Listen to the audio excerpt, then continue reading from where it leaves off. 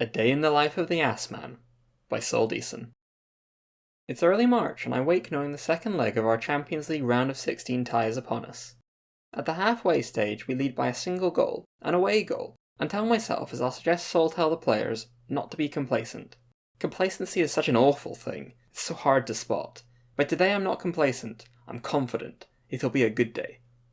It's almost 6 in the morning and I'm still in bed. Saul, our manager, will be first to the training ground at 7.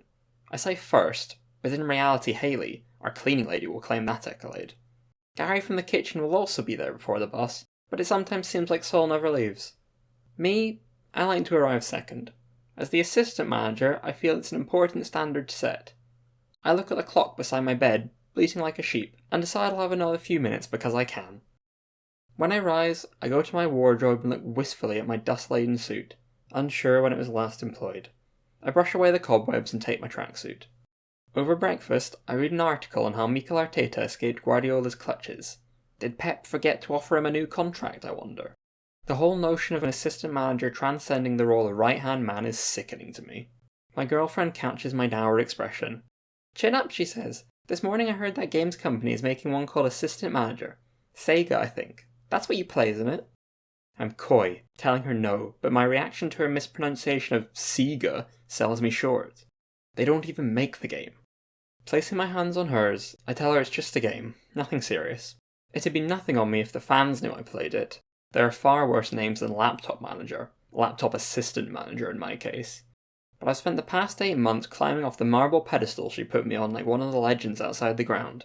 Players, managers, the kit man at one stadium, but never an assistant manager. How she'd blow up with delight if she knew I was playing for professional purposes, and I could be sure she'd take me with her, soaring on an aspirational updraft. No, I'm happy at the gaffer's side. I couldn't leave him anyway. Saul's my best pal. I've been with him since the trenches. I arrive at the training ground just after 7:30. Counting the cars, I'm at least 6th to arrive. Bloody roadworks. Saul shares his office with me. I sit down at my desk which faces his. On the way in, I see he has a database open and is filtering potential recruits. He seems to have a particular interest in young Argentines and Serbians. To his credit, first-teamers Alejandro, Luciano, Matias, Christian, Fernando, Eli, Marcelo, Darko, Alexander, Peter, Nicola, and Igor would help them fit right in. The strength of our bond with South American clubs is only second to our relationship with the English language schools down the road. Roadworks, he asks? It's like someone parked a bus across the road. My morning duties include finishing the monthly training report and, well, assisting. I'm partway through analysing why one of our wingers looks so unhappy with quickness training after complaining for the past 2 months about his absence from the programme when Saul speaks up. I've been thinking about Bien's development. From my desk I can barely see him behind the computer monitor on a stack of 17 matchday programmes. My eyes narrow as I remember a previous suggestion our right-sided fullback stay back at all times, my dissuading response, and his subsequent cold shoulder. It was fair. The manager knows best, though I'd rather I didn't appear inadequate again. He continues, I'd like you to start coaching him to consider taking fewer long shots. I breathe a sigh of relief, telling Saul that's suitable accounting for how inept Bien is at shooting from range. There's a knock at the door. Jens, our head physio, enters and passes Saul a fitness report ahead of the game. Only our star forward is missing, but he and the manager aren't on speaking terms, leaving me to act as a conduit. Saul only wished the player a speedy return and assured him of his place in the squad upon his return to fitness. Why that warranted a strop, I don't know. Some players can be so fickle. Not long after, I finished the month's training report and hand it to Saul. Instantaneously, he calls 2 of the top 3 performers into his office to praise them. I wonder if he didn't invite Husby in because my highlighter faded when it came to his name. Either way, it's gratifying seeing your work acted upon with such haste. One chink in the chain, Andy Pavlovsky doesn't think he's trained well and seems disappointed. In a stroke of brilliance, Saul reroutes the conversation by praising his influence on the dressing room, and Andy perks up as if by magic. What a veritable joy it is to work with such a motivator. Come 10, it's time for training in which both Saul and I partake. With a match this evening, we opt to focus on the tactical elements of the game so as not to wear the players out. I inform Saul during this session that our left attacking midfielder is struggling to adapt to the left midfield position. Saul seems totally perplexed by this, which I find strange since they are separate positions. After we return to the office and Saul receives his latest programme for the pile from a lad in the media department, he asks me to leave for he has an impromptu meeting with the owner. I agree and pass our club's billionaire benefactor with a questionable human rights record on the way out. It's amazing how everyone is always available on demand around here. Mr. Tolstakov looks resigned to an uncomfortable fate. I wonder if this has anything to do with those young Argentines Saul was looking at. Following his meeting and my lunch in the Legends Lounge, I pass Saul on his way to the presser. Our eyes meet, and I wonder if he's considering sending me. He's only once asked me to sit before the media, and I think it was a simple mistake, akin to a misclick. We lost the following match.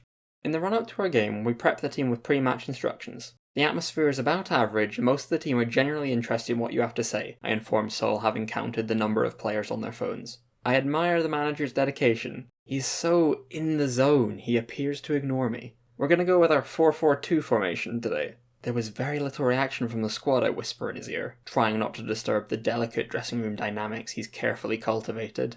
We need to adopt an attacking mentality for this one. The majority of the squad agree with his tactical approach. This approach suits the team being favourites. Saul grins and says, "Good delivery," tapping me on the shoulder. One of the players drops something, and a tinny, metallic noise rings in my ears. Once, in almost identical circumstances to the press conference I conducted, I held the team meeting. We lost the following game on that occasion as well. In the dressing room with minutes to go before kick-off, I give Saul my final advice before we step out. I suggest we ask the team to do this for the fans. Saul glares at me as if to suggest we should always play for the fans, before telling the players he expects a win. I make a mental note of this for the weekend as the players react positively, as they do when Saul tells them he has faith in them and that they should go out there and make a difference. With all 11 given these instructions, it'll be a wonder if we don't win. 11 difference makers. Sheer brilliance. Saul then takes my advice on opposition instructions, relaying it to our lads. We'll man-mark every opponent except the centre-backs and keeper and show them onto their weaker foot. I hope someone has actually told our players which foot that is. But maybe there's no need. Saul tells the players not to hold back in their tackles, perhaps implying we'll determine the weaker foot. That advice goes for all players except for their Balkan midfielder, returning to the side after a 12-match suspension for breaking an opponent's ribs on the advertising boards. We wouldn't make our players do anything we wouldn't. The game kicks off, and despite being the home side, we're soon under the cosh. Our 17-year-old, bald, mustachioed forward with the lazy eye seems to be the only one trying to make a difference. Unless, of course, you count his strike partner, who's completed a staggering amount of tackles, though has picked up a yellow card. I think we should tell him to ease off the tackles, I tell Saul. There's fire in his eyes as he tells the player to calm down.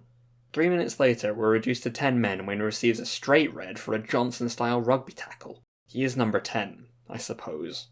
Saul adapts by moving our wonder kid striker into the centre. We're now playing 4-4-1. I'd like to see us play more conservatively, but as Saul demands more from the players, hopefully not more cards, they respond well. However, it's not all sunshine and rainbows. The opposition defence discover our miscomprehension of the offside rule, particularly after throw-ins near the corner, and start controlling possession. Saul doesn't look in the slightest bit concerned, but I have an itch that needs scratching. It's approaching half-time, and Saul's persistent demands seem to be serving us well. On the 45th minute we score, and even before our players can think about returning to shape, Saul is demanding more of them. They appear focused, I say, hit by a peculiar sense of déjà vu. Saul nods at me, warmed if anything by this familiarity. "We're doing good," he says, turning back to the pitch. One of my assistants leaps from the bench with a tablet in hand. It shows a data set already implanted in my mind. Does he think I'm a fool? I wave him away and step up to Saul. The elation of the fans behind the dugout spurs me on. "We're being overrun in midfield," I say. "We should think about making a change." Saul's brow sinks, his eyes roll. 32% possession, I say. This is an age-old coping mechanism passed down from assistant to assistant, although right now it's not filling me with my usual assuredness.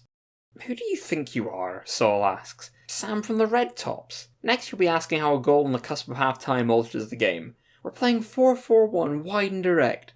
They've a tank in midfield. What do you expect?" Well, I console myself as I return to the bench on this not-so-good day. There's always Saturday.